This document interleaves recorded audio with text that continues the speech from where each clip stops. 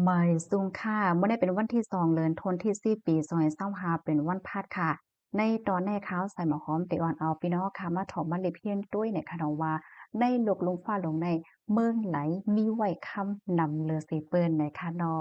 ในวงวังในเพราะว่าเฮาค่ะมาด้วยข่าวเงาลองขันค่ำกอแต่เลยว่ามาแฮงแต่ๆค่ะเนาะอิงเหนือเงาไล่หลายๆลองเสียวกอเฮ็ดให้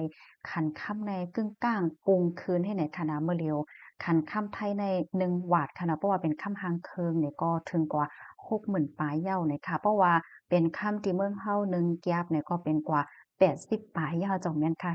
แต่เลยว่าคันค่ำในกึ่งกลางคืนเต้ๆวาๆให้ได้นั้นค่ะน่ะย้อนเปิดสังแลคันค่ำในซ้ำกึ่งกลางคืนจึงหนังในหลาเนี่ยมันก็อีกเนื้อละหลายรองค่ะเนาะบ่ว่าจะเป็นรองการเมืองห้าเงาไล่ลองไปมักมีห้ากูสำเสียนเปิงเฮ็ดจังได๋นั่นค่ะน่ะเปิ้นนี่ก็หันถึงว่า เพราะว่าค่ำในเนี่ยมันเป็นโคกของอันมีกาขันอันลอดเพเฮ็ดให้ค่ะนะมื้อนางเพราะว่าก้นก้อนหนึ่งมีเงินค่ะเนาะเอาเงินก้อนหนึ่งกว่าลงตื่นเพราะว่าเงาลายลองการเบิ่งว่าการมักมีว่ามันมันกึ้มว่าเฮาว่าเฮ็ดในอันสร้างถูกก่อจังเฮ็ดให้ซุม5สังหากว่าน้ำเฮ็ดในนั้นค่ะนะเพราะว่ากว่าลงตื่นตีค่ำไหนนั้นสังว่ามันซุ่มก็มันก็เต็มบ่ซุ่มนำกาหือมันเติมมันกึมเฮ็ดในนั้นขนาดเนาะก้อยก็ว่ามื้อเหลียวในตอนตาก้อนตีอันเปิ้น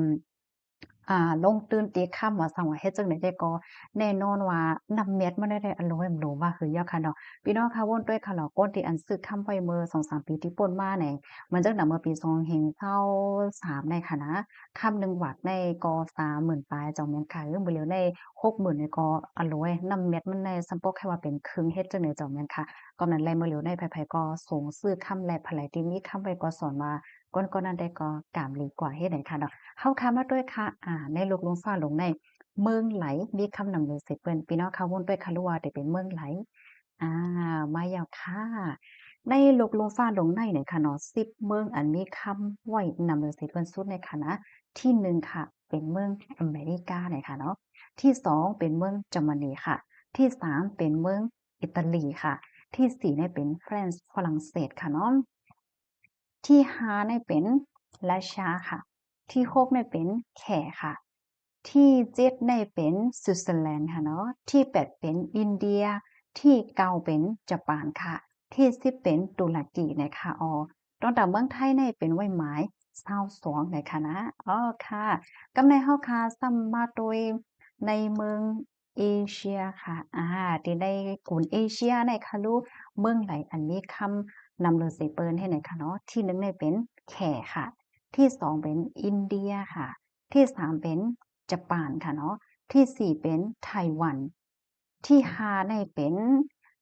อุซเบกิสถานไหนคะที่6เป็นคาซัคสถานค่ะที่7เป็นไทยค่ะที่8เป็นสิงคโปร์ค่ะที่9เป็นฟิลิปปินส์ค่ะที่10เป็นโกเรียจ้านเนี่ยค่ะค่ะอันนี้ก็ได้เรียกว่าเป็นเมืองที่อันมีไว้คำนำหน้าเนี่ยนั่นน่ะเนาะคอมเมนต์ตอนในค่ะ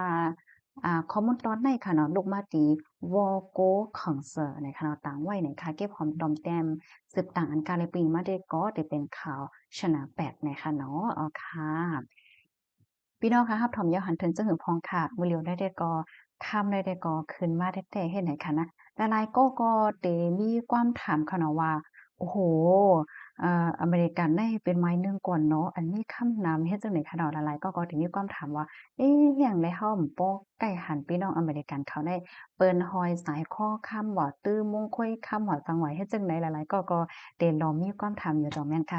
ในตอนในขณะค่ะได้แค่ย้อนมาอบลาดไข่แหนพี่น้องค่ะเกี่ยวเลยลองฟิงยามก้นเมืองอเมริกันอีกหนึ่งค่ะเนาะก็ได้มีอยู่หลายๆตอนน่ะค่ะเนาะตอนที่1ค่ะตอนที่1ในก้นเมืองอเมริกันในค่ะเนาะเปิ้นก็ติปักใจเรื่องการงานตัวเจ้าเก่าในเป็นแต่เป็นว่าเฮ็ดให้เขามันจั่งหนังเพราะว่าเป็นลูกเรียนนี่เปิ้นก็ติปักใจเรื่องการเรียนการสอนของเปิ้นแต่ว่าเพราะว่าเป็นในตอนของการงานนี่ก็เปิ้นก็ติปักใจลองงานตัวเจ้าเก่าในแต่ว่าเฮ็ดให้คณะเปิ้นติโฟกัสปักใจที่ลองตัวเจ้าเก่าให้ในคณะเปิ้นเต็มบ่กว่าสนใจว่าก็นั่นเป็นหือก็ได้เป็นหือจั่งซี้เฮ็ดให้มันเต็มบ่มีเฮ็ดให้ค่ะเนาะ ยกอแทงตอนหนึ่งตอนที่2อันแค่แช่นี่ในสังว่าเตเฮ็ดอีหางในค่ะเนาะเตเมืองในแต่ก็มันเป็นไรเฮ็ดแต่ว่าเฮ็ดแต่โตๆอันว่านั้นยาวในค่ะเนาะตัวอย่างเปิงแต๊กมันไหนสังว่ามีคนหนึ่งก่อนี่ค่ะเนาะเขาใครเปิดแสงเปิดร้านติในเมืองอเมริกาเนี่ยเขายกตัวอย่างมันค่ะเนาะที่หนึ่งในค่ะเนาะแต่ไรเฮ็ดจ้อมหนังปักเปิงแต่ไรต่างยืนย้อนขว้างว่าสังว่าเฮ็ดจังไหนเย้าเนี่ยค่ะเนาะ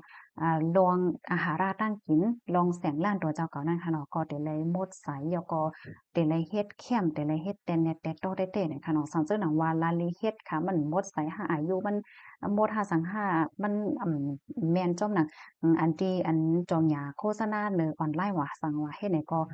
ไลเฮ็ดไหนค่ะนะก็บ่ว่าก้นตีแน่ๆเพราะว่าเขากว่าซื้อตั้งกินมาคังไว้ใดเขาหาถึงลองแปลกๆเปิงๆมันไหน เขาในก็ตีตึงลาดในค่ะเนาะเพราะว่าตึงลาดเนี่ยก็พบมีปุ้นพ่นเขาในเป็นก็ได้มาทัดเพราะว่ามาทัดเนี่ยก็เดี๋ยวจ้างย่าเอาตั้งพิดว่าสั่งไว้เฮ็ดจังไหนเป็นเต้เป็นว่าในค่ะเนาะกำนันแลปอกาแม่ขายที่อันเปิ้นเฮ็ดตั้งกินห้าเฮ็ดอีหังขายกูสำเซ็นเปิ้งในเปิ้นไลเฮ็ดเต้ๆว่าๆเฮ็ดเต็ดๆโตๆเฮ็ดหมดใส่เต้ๆว่าๆเฮ็ดจังหนังไหนเนี่ยค่ะเนาะข้อนี้มันได้ก็ตอนดักคนที่อันซื้อกินได้ก็รู้ได้ไหมใจว่ามันเตเป็นเพห้ามันเตย่างหยอกยัดเหรียญห้าไหนตั้งได้ก็เตรียมมีเนี่ยค่ะเนาะอันนี้เป็นตอนที่2เนี่ยค่ะ ยากอแทงตอนหนึ่งตอนที่3เนี่ยค่ะเนาะไข่แช่นี่ในฟิงก้นตั้งในค่ะน้ำเปิ้นเต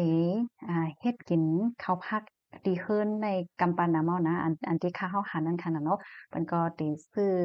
ข้าวซื้อผักลิบว่าพังอันจั่งไหนมาไว้แล้วก็เฮ็ดกินกันก้นตีเฮิรนเฮ็ดจั่งไหนค่ะเนาะก้นตีอันกว่ากินตั้งดอกว่าหังว่าเฮ็ดจั่งไหนก็มีอยู่ว่าในสายตาเป็นน่ะว่าเปิ้นก็เตจะเฮ็ดกินที่เฮิรนหังเฮ็ดจั่งไหนคันกำปั้นน้ำให้ไหนเขา เพราะว่ากลางค่ำกลางคืนเนี่ยเปิ้นก็ติอยู่ที่หอที่เฮิรนห้าให้ไหนค่ะเนาะอันออกกว่าแลกว่าแอวเนี่ยก็มีอยู่พร้อมก้อยกะว่ามันบ่มีน้ำกาหือนั่นค่ะน่ะเนาะโปล่าซื่อๆก็ลองเกี่ยวม่วนซื่อลองอาแบมุกเนี่ยแต่เลยว่าในกว่าเลก็เกี่ยวกับม่วนได้มันก็บ่หันน้ำกาหือเนี่ยค่ะเนาะอันใดๆก็คาลัดเนี่ยอันคาหันกุ้ยเนี่ยค่ะนะย่อก็แทงตอนหนึ่งค่ะเนาะถึงกับคอที่กาหือค่ะเนี่ยแทงคนหนึ่งได้ก็เปซัมวาเมืองอเมริกาเนี่ยค่ะเนาะเปิ้นสิเป็นที่หนึ่งเป็นเมืองขึ้นใหญ่ว่าในสายตา กวนเมืองเนี่ยก็เตนับอย่างปักเปิงหมายมีแต่ว่าปยก็เตมีลองตั้งแหย่งแง่ในตรงวงก้นเนี่ยค่ะเนาะมันจึงหนังว่ามีลองเป็นไปนับยำกันเนี่ยค่ะเนาะคิดทางเลขกันโดเมากันว่าสังว่าเฮ็ดจังได๋ค่ะเนาะว่าติเป็นเหตุการณ์อีหังก็ยาวก็เต็มมีลองทางเลขกันน่ะเนาะมีลองอบโอ้ซึกสำลัดต่อกันก็มีลองตั้งแหย่งแง่ได้แต่เฮ็ดไหนเนี่ยค่ะเนาะมันจึงป้อคันกันก็เตต้องตักกันห้าสังห้าเฮ็ดไหนนั่นน่ะเนาะ ยาขอแทงตอนหนึ่งแล้วจะเป็นตอนที่5ยาวในการเนาะเปิ้นเต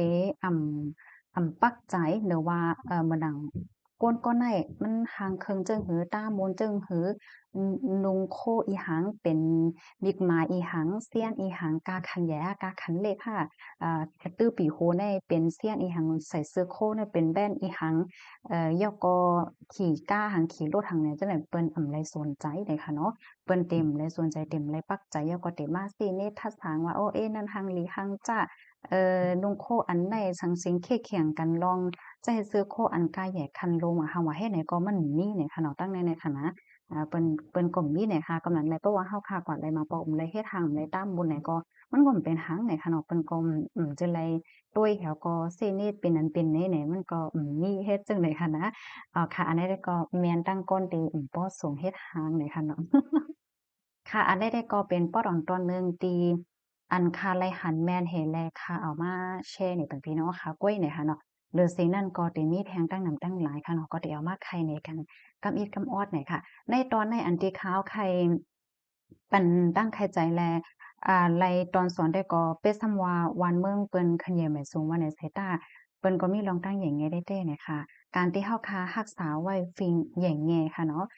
ตัวเฮาคาแหย่งแง่ลองลัดลองจาเฮาคาแหย่งแง่ เฮาค่ะมีลองศึกษำเป็นไปนับยามกันได้มันก็เป็นลองหังลีนะในคันเนาะเฮแลเพราะว่าเฮามาด้วยฟิงใต้เฮาค่ะก็มีมาจากมือปานปุหมอนนายาเฮาก็เตสวนปันว่าให้เฮาค่ะเป็นก้นแหย่ๆเนี่ยค่ะเนาะแต่สำว่าเฮาค่ะได้อยู่ในกับปานไหลก็การที่เฮาค่ะมีไว้ลองแหย่ๆแน่ค่ะหันถึงว่ามันเป็นลองตีลีในแค่ละจังเลยค่ะเนาะยินจงกุก็ค่ะ